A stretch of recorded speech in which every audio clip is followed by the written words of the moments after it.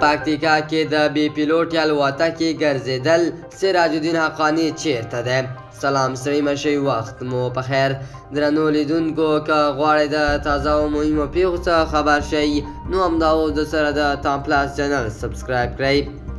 پکتیکا کې ځایي سرچینې وایي چې په دغه ولایت کې یوه بی پیلوټ الوتکه ګرځي راګرځي.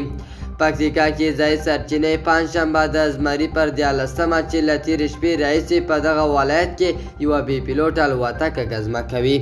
د سرچینو په خبره د الوتکه د پکتیکا مرکز خیرنه موټرخان یوسف خیل او یحیی خیل ولسوالۍ کې ګرځي راګرځي.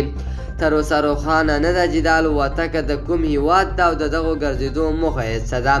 له دې وړاندې د ملي امنیت پخوانی رئیس رحمت الله نبیل ویلي و چې د افغانستان کې د طالبانو د سرپرست حکومت د کورنیو چارو وزیر سراج الدین حقانی د القاعدې شبکې د مشر له وژل کېدو وروسته له یو ملکي او نظامي کاروان سره لوګر او له هغه ځایه پکتیا او پکتیکا ته تللی دي.